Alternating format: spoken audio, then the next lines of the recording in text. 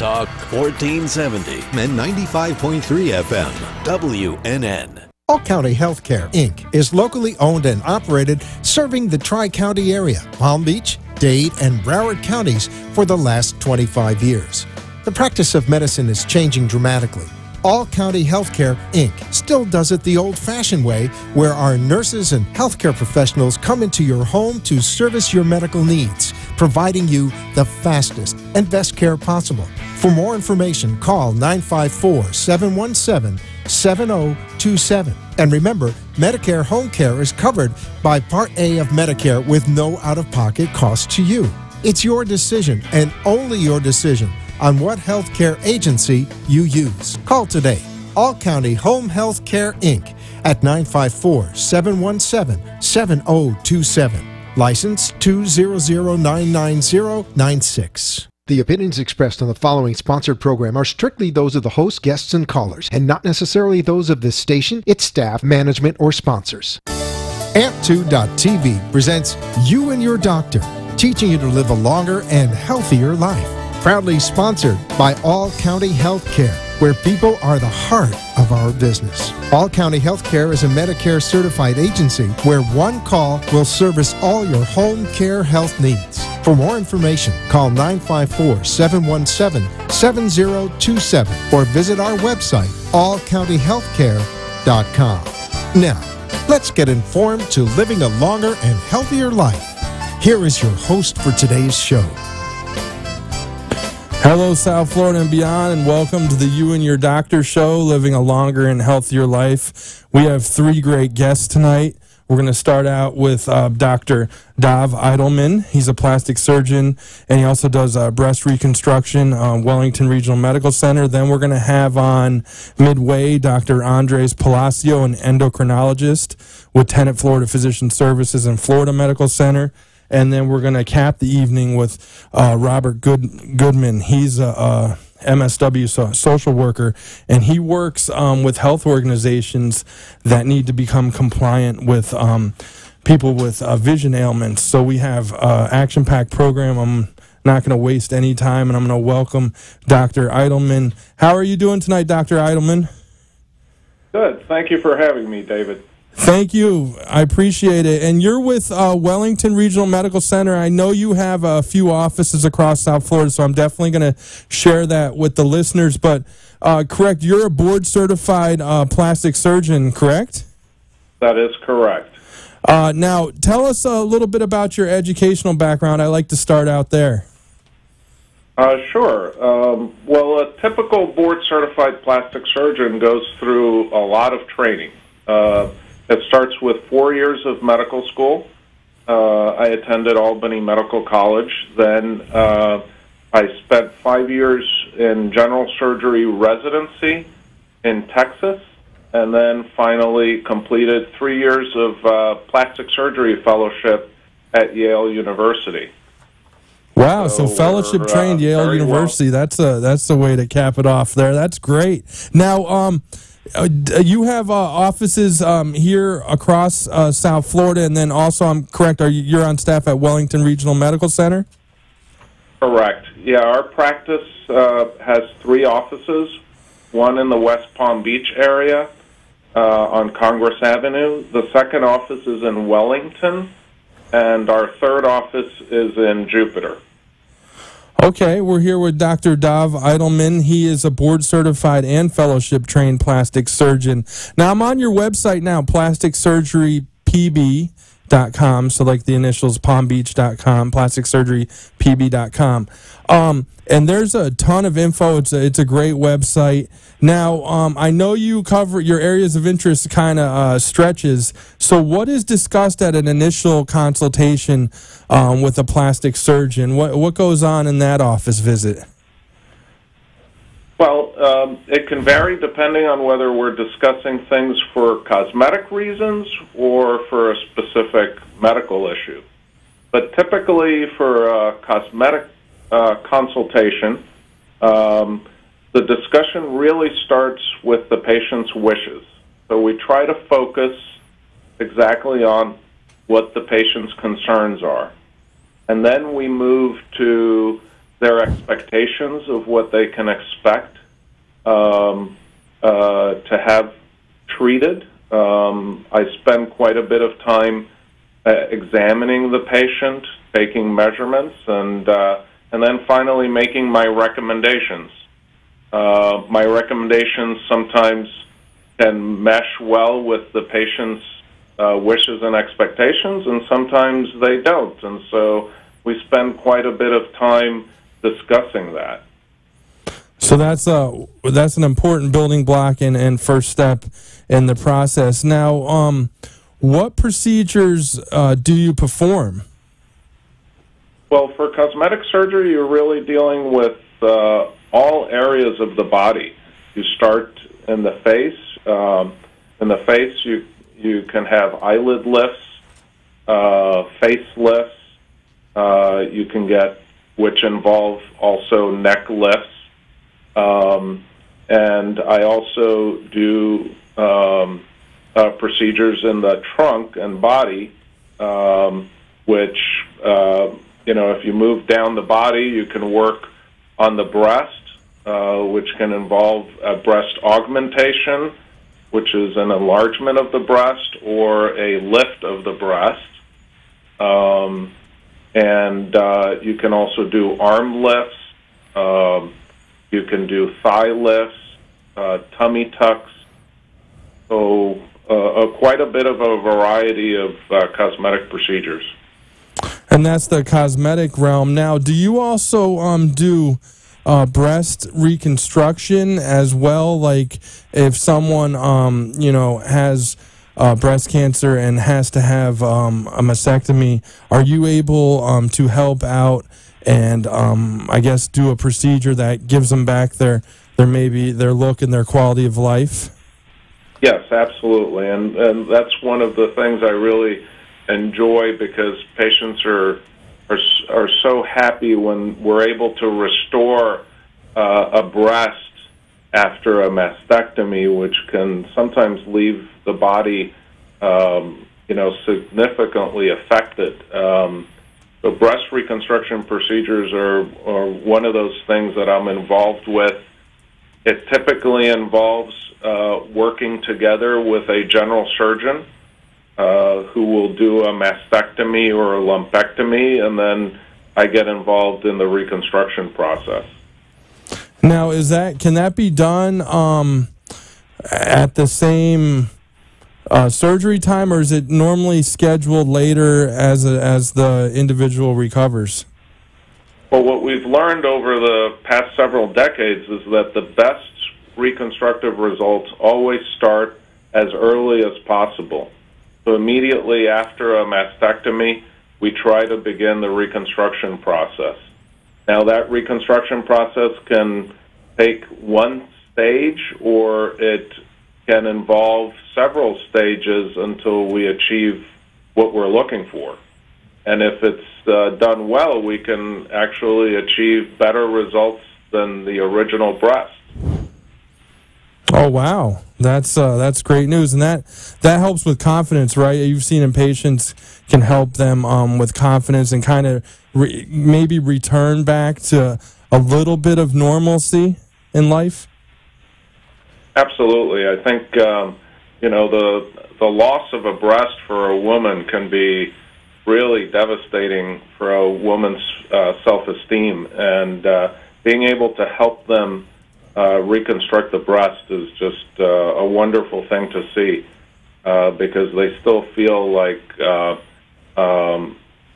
their body part is preserved, and they can still wear clothing normally and feel comfortable with their spouse. And we're here with Dr. Dov Eldelman. He's a plastic surgeon and breast reconstruction specialist. And I gave out the website, and I'll do it again as well, at Plastic Surgery of the Palm Beaches. So it's plasticsurgerypb.com. Check out his About Us page. There's a ton of information of Dr. Eldelman's credentials, areas of interest, etc. as well. His number is 561-968-7111. And I wanted to ask you, Dr. Eldelman, a little bit about injectables, because we've been talking on the program a lot lately about them, and it's to my understanding, and the way I think about it is, if I'm ever going to have an injectable, or someone in my family is, I definitely would like to have a surgeon do it, or an MD or a DO, someone trained in the field. So is that something that you can do right in the office, injectables, laser treatments, that kind of med spa offerings? Absolutely. I mean, injectables are very widely used throughout the country and the world. Pretty much the most famous injectable is probably Botox. Botox is something that patients always ask about. I typically spend quite a bit of time discussing with the patients what type of injectables to perform. The Botox works differently than other injectables because it actually stops the muscles from being active, which is a way of trying to keep the wrinkles from forming. So Botox is a product that is mixed in the office. It's tiny little needles, barely felt by the patient, and their main uses are mostly in the upper part of the face, so the forehead, in between the brows, and those brow furrows, or around the eyes, and what we call the crow's feet. It's a very popular product, and it takes several days, usually up to a week, for the Botox effects to work, and it usually lasts up to, on average, about 3 months. Oh, fantastic. And a little bit, can you tell us a little bit about laser treatments that you do? Because I saw in here something I don't know about is the profractional laser. Did I get that right? Yeah. Is that one of your areas of interest as well? Yeah, our practice has several lasers that we work with on patients, mostly for the face. The profractional laser is a laser treatment done in the office. Patients come in, typically get some numbing cream that gets applied to the skin, and then we start the profractional laser treatment. And it's basically almost, if you think about drilling little tiny micro holes in the skin, and the process of the laser treatment will stimulate new collagen formation. So it's a very popular product, a very popular treatment for patients who have acne scars, because it will help out to smooth the skin. It also is very effective in fine lines of the face. That's great news as well. Now, that can obviously help out men and women, because I'm sure you've seen an influx of men in the office over the last few years, no? Yes, absolutely. I think over the past few years, we've noticed an increase in men involved in many cosmetic procedures, and it seems to be growing year by year. And Dr. Eldelman also does Juvederm and Sculptra and Kybella. Now, I want to ask you a little bit about cool sculpting. That's something that I'm hearing a lot about lately. And again, not sure. I have never had the procedure, but what is it used for? Is it used for around the midsection, or can it be used for other parts where there's fat in the body? Well, it really needs to be tailored to the patient. So its most popular uses are around the trunk and the abdomen, and in those nasty love handles that we develop on the sides. So that's where its main uses are. But over the past few years, it's been used for some areas such as the area under the chin, and that seems to be a newer modality in its use. Cool sculpting is basically a process where we put a device over the area we want to treat. The device usually is about the size of 2 palms, so you're treating an area, that relatively small area. There's a suction device, and then there's a process of freezing the fat while you're in our spa, and the freezing of the fat occurs over about a 45-minute to 1 hour session. After that, the device is disconnected, and the skin is allowed to thaw out. And so what happens is what we expect is that some of the fat cells will not survive the freezing process. And usually after one treatment, we can see maybe about 20% of the fat that's treated will have dissolved. You do need several treatments, typically about 4 to 6 weeks apart. So sometimes you have to do it several times. But the biggest advantage is that it can be done in an office without any anesthesia, without being in an operating room, and there's no incisions, no cuts, and it's just an external cryotherapy, so to speak. So it just freezes the fat, and then the fat that doesn't survive the freezing process just gets excreted by your body. Wow, I didn't know that. You learn something new every day, and that's great for men and women. Dr. Eldelman, tell the listeners where you do your plastic surgery procedures. Or I know I mentioned Wellington Regional Medical Center. Now, is there anywhere else? Yes, so Wellington Regional is one of the locations where we do many of our reconstructive procedures and some of our cosmetic procedures. The majority of our cosmetic procedures are performed at our ambulatory surgical center. We're fortunate to have it fully accredited, and it's staffed by registered nurses and anesthesiologists. So we're very fortunate with that because it's done in a very safe environment. That's great.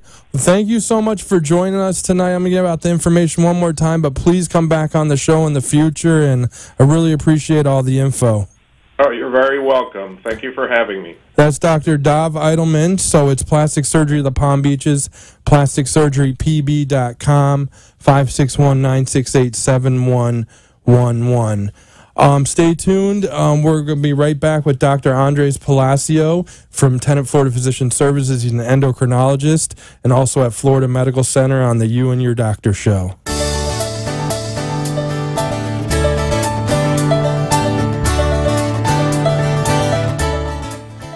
All County Healthcare, Inc. is locally owned and operated, serving the Tri-County area, Palm Beach, Dade, and Broward counties for the last 25 years. The practice of medicine is changing dramatically. All County Healthcare, Inc. still does it the old-fashioned way, where our nurses and healthcare professionals come into your home to service your medical needs, providing you the fastest and best care possible. For more information, call 954-717-7027. And remember, Medicare Home Care is covered by Part A of Medicare with no out-of-pocket cost to you. It's your decision, and only your decision, on what healthcare agency you use. Call today.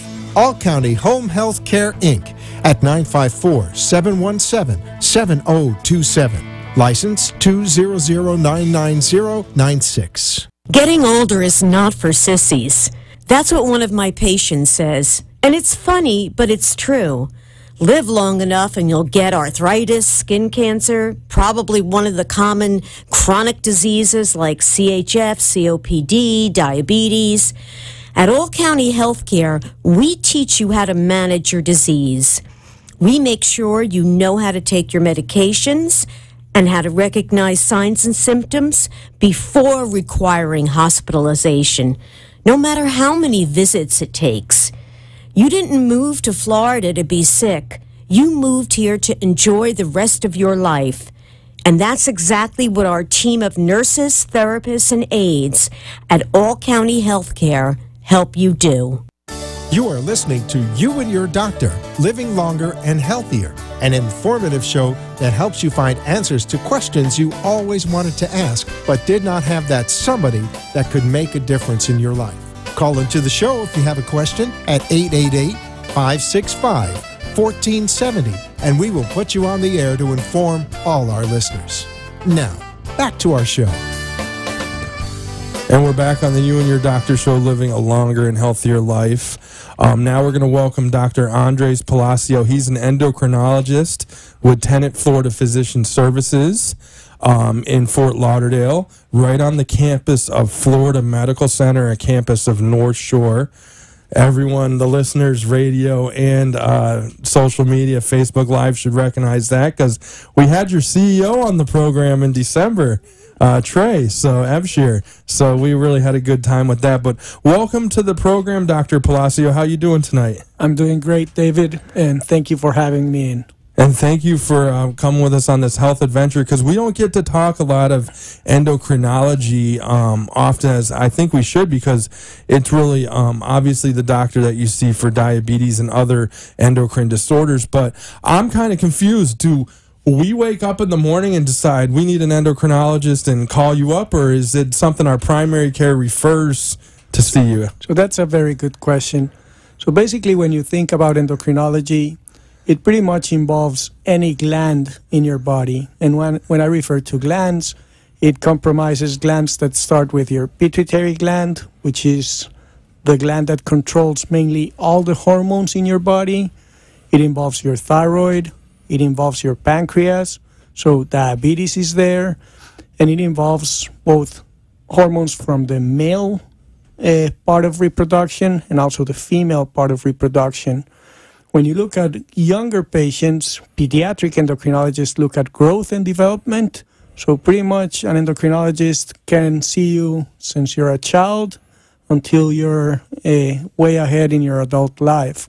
The other things that endocrinologists manage are hypertension, lipids, and osteoporosis, which we're going to get into a little more in the program here. I wanted to ask you a little bit about diabetes. I'm a big guy. I've talked to my doctor about it. Everything's good so far, but they're watching because of my size, try to lose a little weight. But I've shocked. I always knew about type 1 and type 2 diabetes, but as I've worked in the medical field as a PR manager and dealt with some patients and patient testimonials, I've found there's all kinds of different types of diabetes. Have I been pigeonholed in thinking type 1 and type 2, or are there many kinds of diabetes, and is it evolving? That's kind of a three-part question. But totally. So in reality, the main types of diabetes, as you mentioned, are type 2 diabetes, and the main cause for type 2 diabetes nowadays is obesity. And the problem is we're seeing obesity and diabetes in young kids. And when kids get type 2 diabetes, they get complications sooner than when patients get it at an advanced age. What happens with type 2 diabetes? Your pancreas cannot produce enough insulin to control the glucose in your body.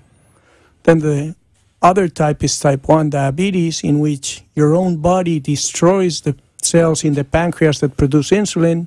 So those patients require insulin to be able to survive. We have also gestational diabetes, which is any kind of diabetes that develops during pregnancy, and it has become very common. And that's also treated between gynecologists and endocrinologists. Other types of diabetes would be if patients have their pancreas removed, or if they have medications that can be toxic to the pancreas. Cystic fibrosis can give you diabetes. But as you said initially, the main types of diabetes are type 1 diabetes and type 2 diabetes. Thanks for explaining that, because I've always been a little confused. And I actually witnessed the gestational diabetes. My wife actually had it. We have a 10-month-old now, and she had to check herself daily. And I really feel for the people with diabetes, because I actually saw it firsthand, and checking the blood. Help me out. What is that they're checking the blood? So Usually, glucose, we right? use glucose meters. Okay. And diabetes is one of the fields that has seen a greater surge in technology. So nowadays, there's a way to check your blood sugar without checking. So there's some devices which are called continuous glucose monitoring that will check your blood sugar every 5 minutes. And the FDA has approved 2 of them that don't require finger sticks. So diabetes has been evolving, and we're seeing now these technologies which we can use in our patients. And in a few years, 5 or 10 years, I'm pretty sure that we won't be having to stick our fingers, but we will be able to use or check the blood glucose using these new technologies. Isn't that amazing? I mean, listeners and viewers, to just think that the way medical technology is moving, we're really in an amazing age for healthcare right now. We're here with Dr. Andres Palacio, and he is an endocrinologist at Tenet Florida Physician Services. Like I said, he is part of Florida Medical Center at campus in North Shore, and he has an office right there, 3001, so 3001 Northwest 49th Avenue, Suite 303, Fort Lauderdale. Did I get that right? Because you were on the first floor, now you're on the third floor, right? Yeah, we moved this month. We're in a brand new office, and we're excited to be there. And 2 other endocrinologists there, so this is an endocrinology practice. So I have 2 partners, Dr. Ana Silva and Dr. Igna Krisiak, 2 very competent and very nice endocrinologists. And both of them have been on the show, and I had 2 ladies first, and get them on. So I'm glad you could come on as well. And a big point there, bilingual practice. Yeah.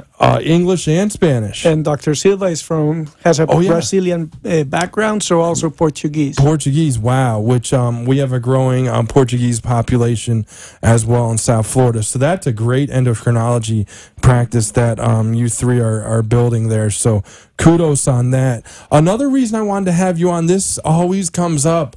I feel like I didn't even hear anything about thyroid 10 years ago. Now it's like in the news all the time. So what is thyroid disease, and why would we have to see someone like you to help out with it? Yeah, that's a very good question. So basically the thyroid is what controls the speed at which our body works. The thyroid is a small gland that's located in your neck, and we've seen a huge increase in thyroid problems. When we see an endocrinologist, usually it's because of 2 things. One, there could be a mass in the organ. So we've seen an increased diagnosis of thyroid cancer, and we as endocrinologists treat thyroid cancer and thyroid nodules. So one reason why you could see an endocrinologist is because you have been diagnosed with a nodule in the thyroid.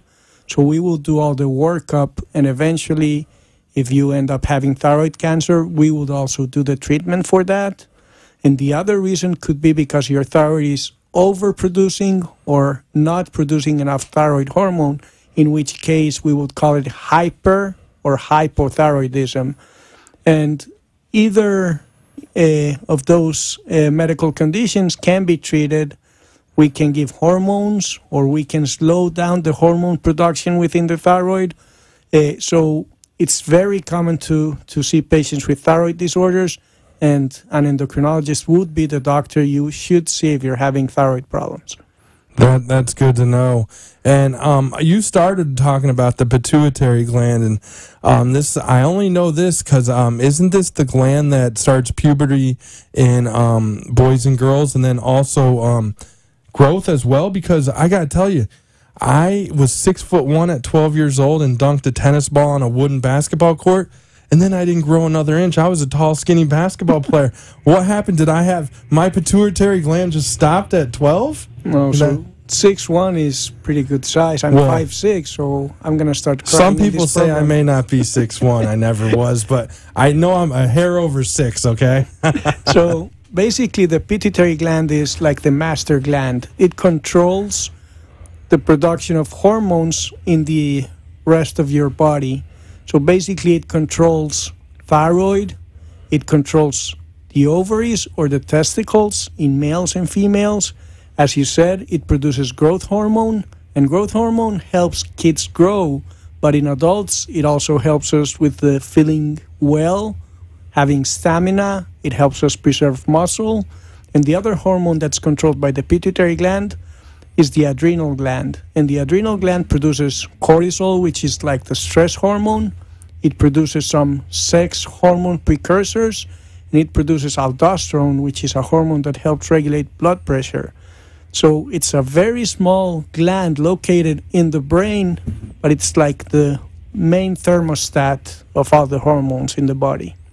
Oh, wow. And cortisol, so is that the good stress or the bad stress? So cortisol, as we have evolved as human beings, cortisol was made either to fight or run when we were under stress. What happens nowadays is that we're in constant stress.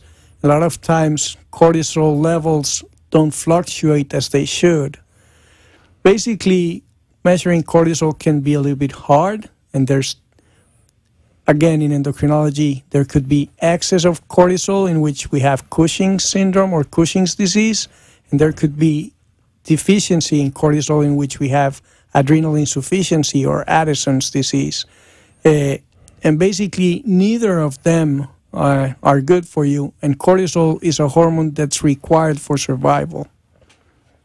Thanks for explaining that, because I didn't want to ask about that, because I know stress levels can be high in society today with all that's going on, everything we're all trying to keep up with. I can't imagine being a doctor and having a family and life. I mean, and we've had 200 doctors on this program, and they really handle themselves well, so it's really a great group of human beings. We're here with Dr. Andres Palacio. He's board certified in internal medicine and endocrinology, diabetes, and metabolism. He does medical school at Universidad CES Science and Health Institute School of Medicine in Medellin, Colombia. Did I get that right, Medellin? Yeah, you got it right.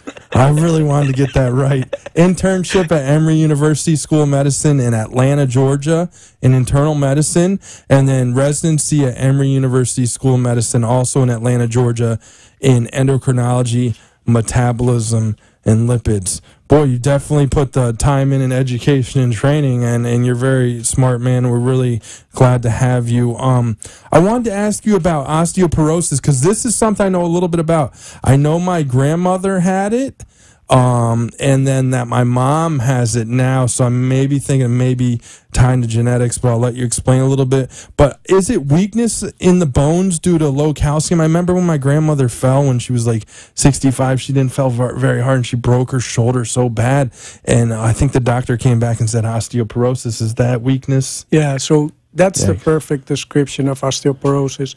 Osteoporosis is weakness of the bones, and it's not only because of low calcium in the bones, but bones also have proteins, and those proteins can be weak.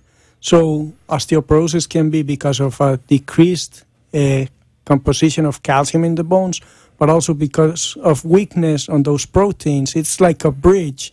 It has columns, and some of those columns can get weaker as we age. The most common cause of osteoporosis is postmenopausal osteoporosis.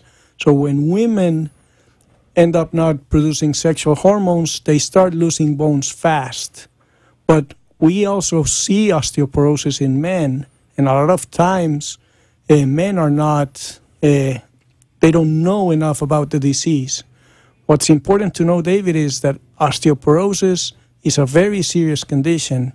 If a patient has a hip fracture, there's a chance that they might die within the first year of 25%, and there's a very high chance, about 70%, that they will not be able to do what they used to do before having the fracture. So a lot of people, when they go beyond 70 or 80 years, a lot of them die because of a fracture. So I think it's a very important problem, and I think that a lot of times we don't have enough information about it.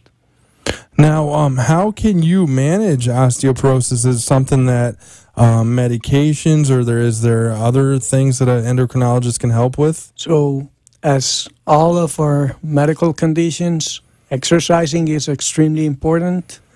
Having enough intake of calcium and eating adequately is important. being exposed 15 or 20 minutes on the sun early in the morning or taking vitamin D is important. And we have medicines that both help create new bone or they prevent bone loss. So there's oral therapy, there's IV therapy, and there's subcutaneous therapy with which we can manage osteoporosis. Now, can men get it? Definitely. So osteoporosis can be seen in men. And when male patients have osteoporosis, we always have to look for what caused the osteoporosis. Is it alcohol related? Are they losing calcium in their bones? Do they have high hormones that are causing them to have osteoporosis? But it's definitely a diagnosis that can be made in males. I'll tell you what, endocrinology is really starting to amaze me. It really touches a huge part of the human body. I mean, it just, and I know you have a passion for it too. Now, this kind of, when I saw this on the areas of interest, I was, normally when we're talking lipids, I'm talking to cardiologists or heart surgeons. Endocrinologists can help manage lipids as well? Totally. So when we do diabetes, endocrinology, and lipids. So, for example, at Emory, which is the place where I trained, there was a doctor, Dr. Virgil Brown, who's one of the fathers of lipidology. So he was one of the persons who started the lipid movements. And basically, when we see diabetes, most of our diabetic patients have high cholesterol. So definitely lipids are part of metabolism, and endocrinology is the specialty or one of the specialties that's good at treating these kind of disorders, not only high cholesterol, but also high triglycerides. And obesity as well. Now, I'm thinking, and correct me if I'm wrong, that maybe seeing an endocrinologist because of hormones, and that maybe can be one of the factors in obesity? So obesity is a chronic disease, and that has changed because in the past we used to think that obesity was just something cosmetic. Nowadays we know that obesity can cause metabolic problems. What kind of metabolic problems? Diabetes, cholesterol, high blood pressure. It can also cause mechanical problems, so it can alter your joints. It can produce sleep apnea. It can worsen gastroesophageal reflux. So obesity is a chronic disease. Usually it's not caused by a hormonal abnormality. And I want to make emphasis on this. Everybody thinks that a person who has obesity, it's just because they want to have obesity. But in reality, everybody who's obese would not want to be that way. What happens is in the hypothalamus, which is a sensor that you have in your brain, when you gain weight, that hypothalamus prevents you from losing weight. And if you lose the weight, it's going to make whatever it can to try to make you regain the weight. So there's studies that patients, after they've lost weight and they're no longer in the diet, when they have their hormones checked, it seems as if their body was still dieting. So that's why when people diet and they lose weight, they regain the weight. It's because the hypothalamus and all the hormonal system is trying to make you come back to the initial weight that you had when you started dieting. That's why nowadays when we prescribe a weight loss medication, patients have to realize that the medication is for the long term. It's not a 2 or 3 month management. It's like taking a blood pressure or a diabetes medication. And that's why we're also doing a lot of surgery, because what studies have shown is that patients who undergo surgery have decreased mortality, and a lot of the complications that happen because of obesity improve after surgery. I want to point out that I don't do surgery myself. That's done by surgeons. But when patients have an excess weight or they have a disease that has been getting worse because of the obesity, a lot of times we refer them to surgery and then we do the follow-up. So that's bariatric surgery as well. Now, I just want to thank you so much for being on the program. It's hard to believe that we got through all those questions, but that we're already up with time. But I want to have you back on the program in the future. I think it was really great to hear from you. Oh, thank you for having me. So I appreciate it. That's Dr. Andres Palacio with Tenet Florida Physician Services.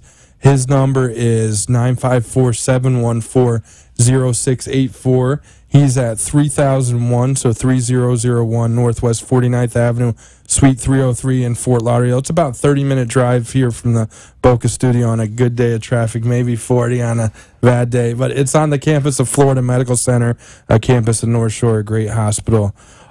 Stay tuned, and we're going to have Mr. Robert Goodman on the program. He's a social worker. We're going to talk about vision ailments and his work making healthcare organizations compliant, helping them out on the You and Your Doctor show.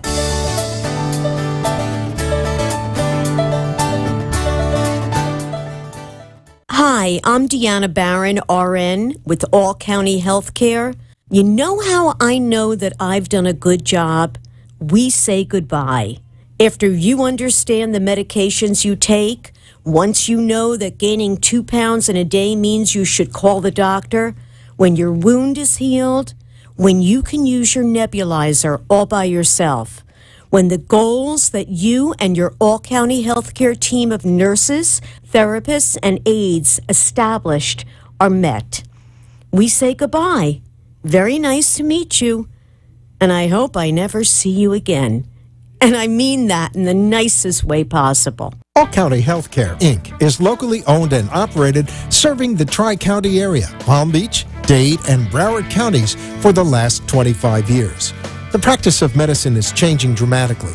All County Healthcare, Inc. still does it the old-fashioned way, where our nurses and healthcare professionals come into your home to service your medical needs, providing you the fastest and best care possible. For more information, call 954-717-7027. And remember, Medicare Home Care is covered by Part A of Medicare with no out-of-pocket cost to you.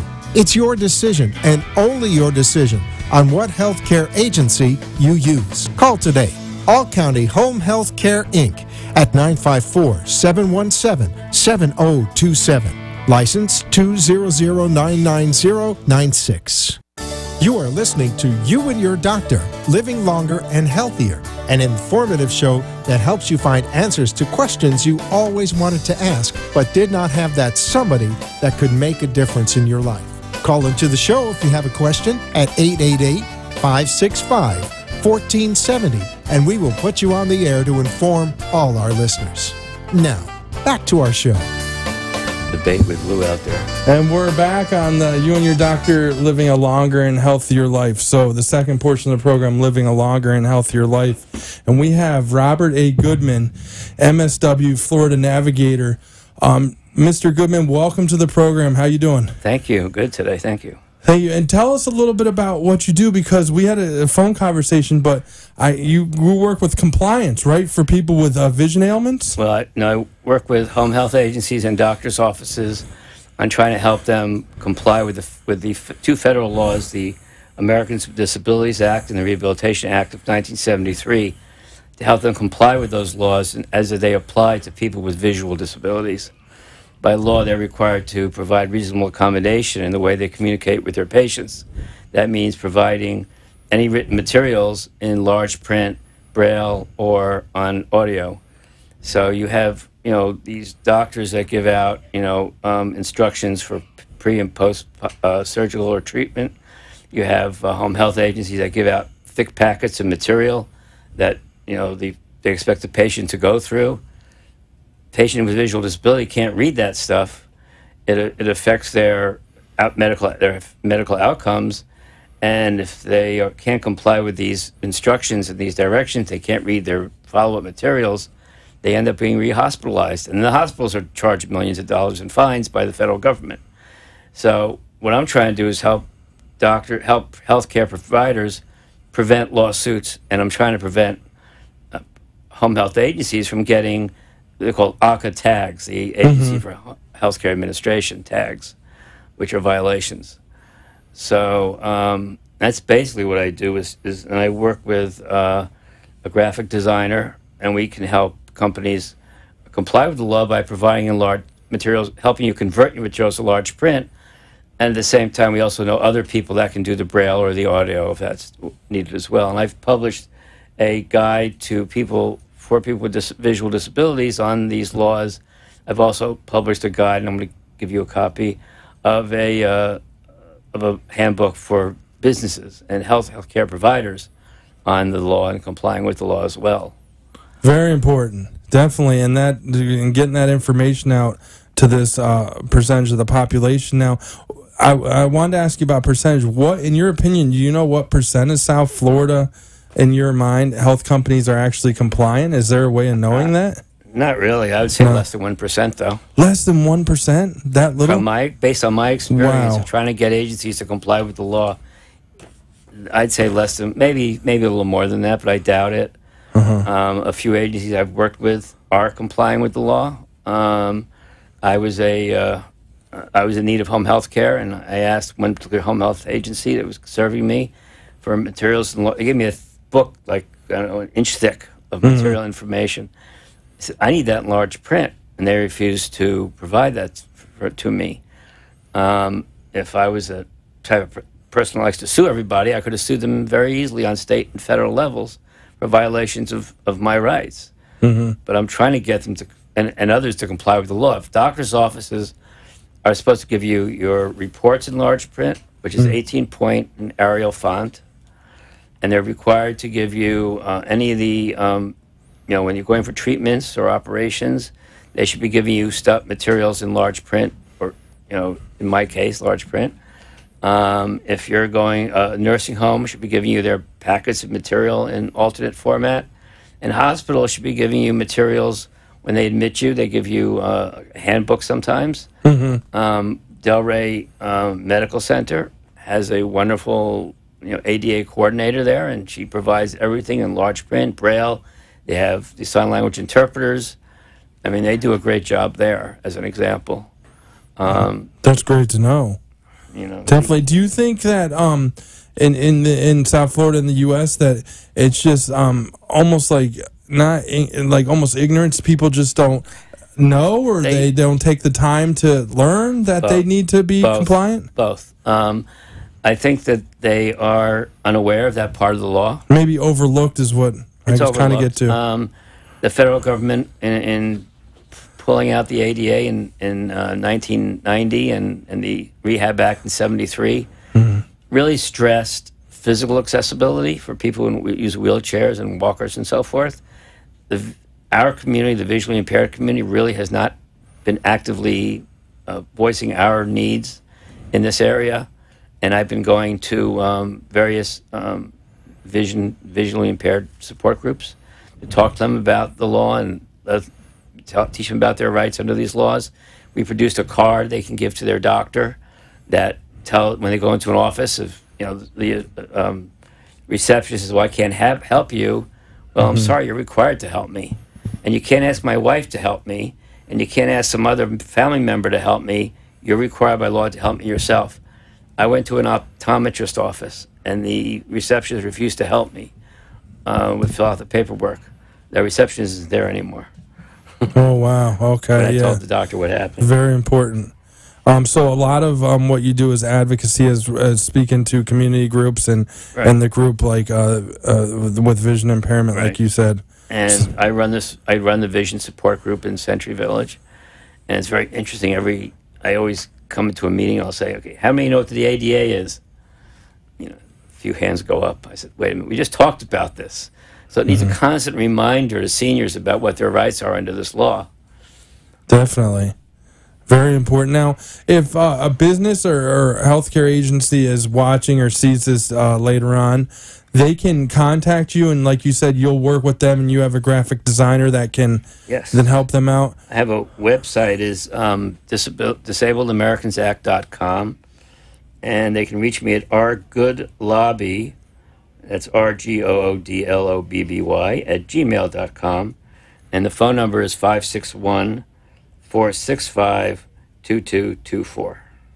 Okay, I'm writing all that down, and we'll give it out. And that, again, is 561-465-2224. Yes, sir.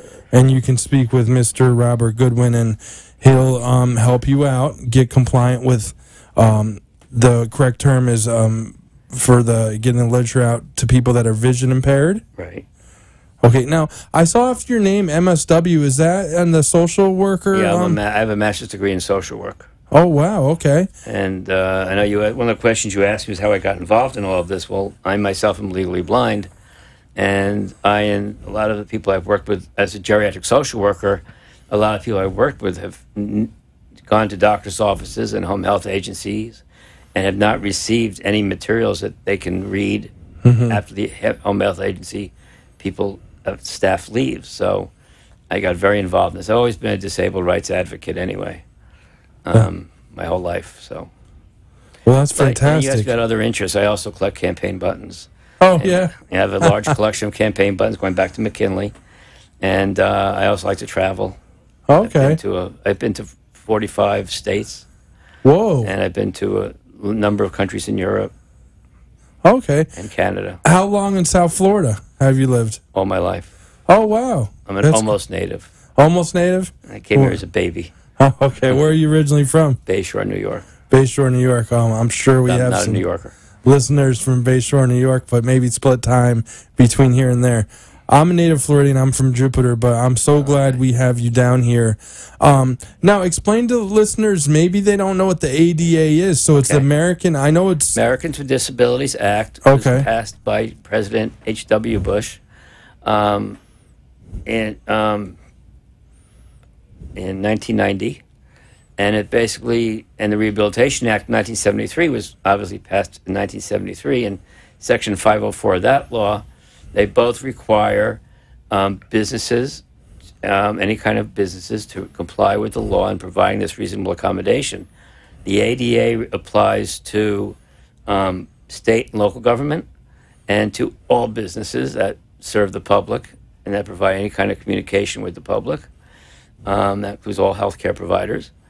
The Rehabilitation Act of 1973 applies to anyone receiving Medicare or Medicaid funds or any federal funds. So that and it also applies to the federal government, the Rehab Act of 73, whereas the ADA does not apply to federal government. Oh, it's interesting that the federal and state government are not even in compliance with this law. I did a survey in Palm Beach County of all the agencies for when I do my health fairs. I run health fairs in Century Village twice a year. I'll be doing Kings Point next year as well. And when I do my health fairs,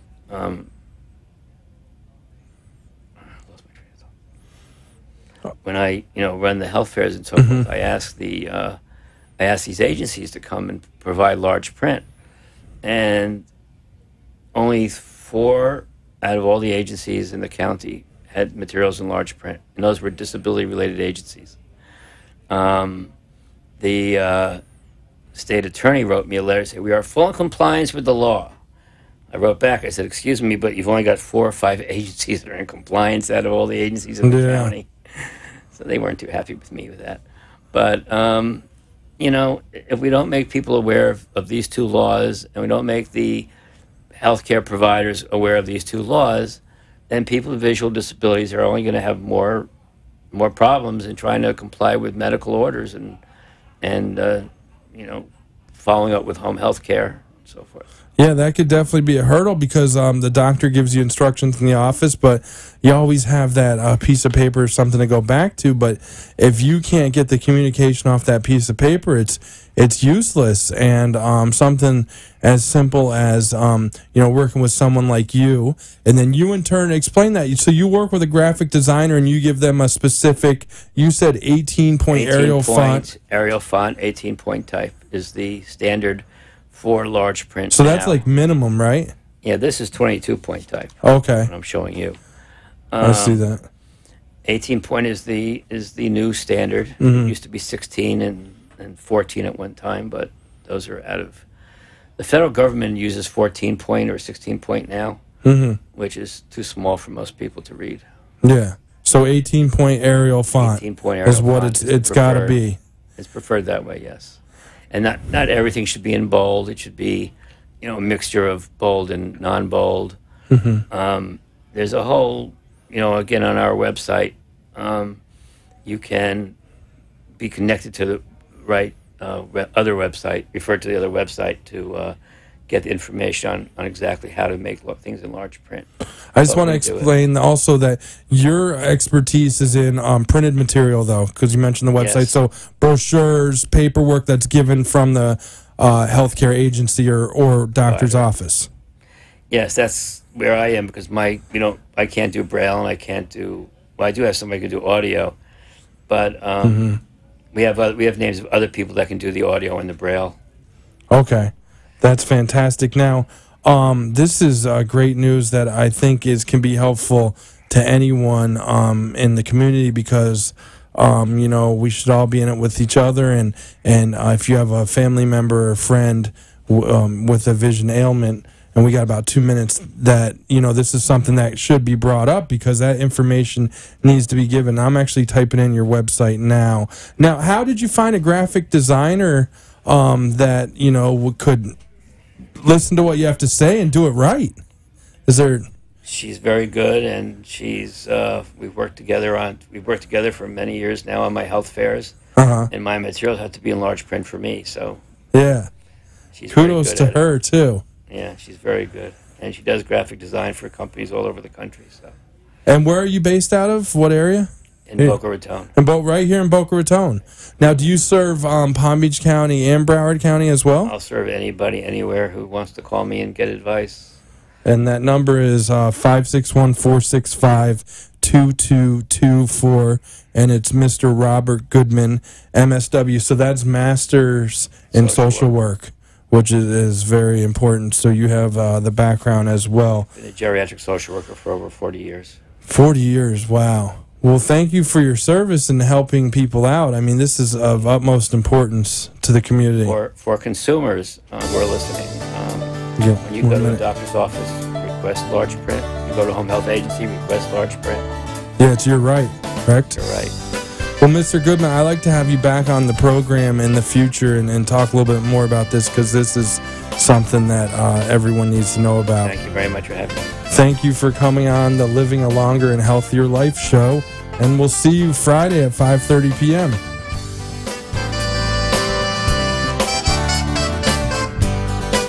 Thank you for letting us share with you a longer and healthier lifestyle. If you have a doctor or are a doctor and wish to be on the show, call AMP2TV at 866-244-5422, and we will put you on the air as soon as possible. Tune in next week for more information on living longer and having a healthier life. The opinions